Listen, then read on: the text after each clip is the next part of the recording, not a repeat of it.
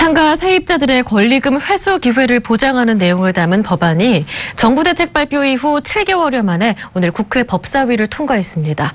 이에 따라 세입자끼리 권리금을 주고받지 못하게 하는 경우와 지나치게 높은 임대료와 보증금을 요구해 계약을 무산시키는 경우 등의 임대인에게 손해배상을 청구할 수 있을 것으로 보입니다. 자세한 소식 보도국의 정창신 기자와 함께합니다. 안녕하세요. 네, 안녕하세요. 네, 상가 건물 임대차 보호법 개정안이 오늘 국회 법사위를 일단 통과했는데요. 임차인의 상가 권리금을 보호하는 내용이 담겼다고 해요. 먼저 이 권리금, 상가 권리금이 어떤 의미인지 기존에 책정하는 방식까지 자세하게 설명해 주시죠. 네, 이 상가 권리금이라는 것은 쉽게 말해서 기존 상가가 보유하고 있는 고객과 또 영업 방식을 이어받는 대가로 지급하는 돈을 말합니다. 이 권리금은 영업권과 시설권 등으로 구성돼 있는데요. 영업권리금은 해당 점포의 영업을 통해 발생하는 매출 정도에 따라 형성되는 권리금입니다. 이 매도 시점부터 6개월에서 12개월 동안 발생하는 평균 매출 수익이 기준이 됩니다. 그러니까 예를 들면 한 달 순수입이 1,000만 원이면 12개월을 곱해서 1억 2천만 원의 권리금이 형성되는 것입니다. 또 시설 권리금은 기존 임차인이 상가를 오픈할 때 투자했던 시설 비용을 말하는 것인데요. 인테리어나 간판, 기자재 등이 포함됩니다.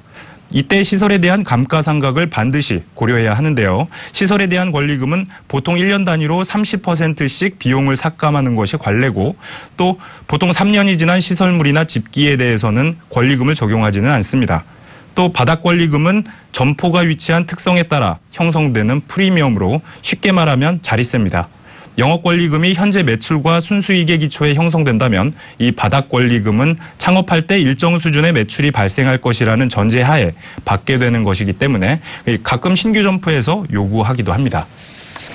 네, 상가 권리금을 투자하는 것 자체만으로도 쉽지가 않아 보이는데 이번 개정안에는 임차인의 상가 권리금 보호가 강화됐다고요? 네. 이번 개정안의 핵심은 건물주가 세입자의 권리금 회수를 방해할 경우 손해배상 책임을 지도록 한 것인데요. 구체적으로 살펴보면 임대인이 신규 임차인에게 권리금을 수수하는 행위, 또 종전 임차인이 신규 임차인에게 권리금 지급을 방해하는 행위, 그리고 현저히 고객의 차임과 보증금을 요구하는 행위, 그 밖에 정당한 이유 없이 신규 임차인과 계약을 거절하는 행위를 방해 행위로 규정하고 금지했습니다. 만약 이를 어기면 임차인은 임대차 종료 3년 이내에 손해배상을 청구할 수 있습니다. 네, 상가 임차인의 권리를 보호한 부분이 눈에 띄는데요. 그렇다면 임대인 입장에서도 임대차 계약을 거절할 수 있는 건가요? 네, 맞습니다. 이번 개정안에는 임대인이 임차인과 계약을 정당하게 거절할 수 있는 경우도 규정했는데요.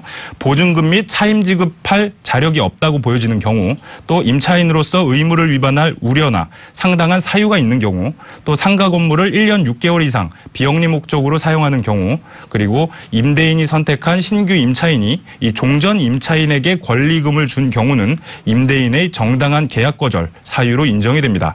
다만 이런 정당한 사유가 있다는 것은 임대인이 입증해야 합니다.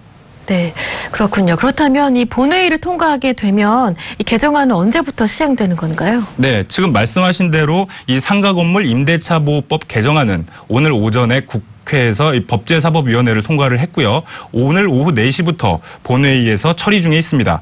만약 본회의를 통과하게 된다면 이르면 다음 달 공포될 예정입니다. 이 법 시행은 공포한 날부터 시행이 되기 때문에 이르면 다음 달부터 시행이 될 것으로 보이는데요. 이렇게 되면 법 공포 당시 존속 중인 임대차부터 권리금 회수 기회가 보장이 됩니다.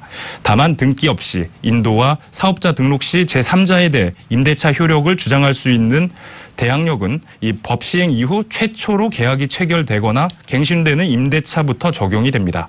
또 임차인이 임차물을 제3자에게 임대하는 이 전대차 계약은 적용 대상이 아닙니다. 네.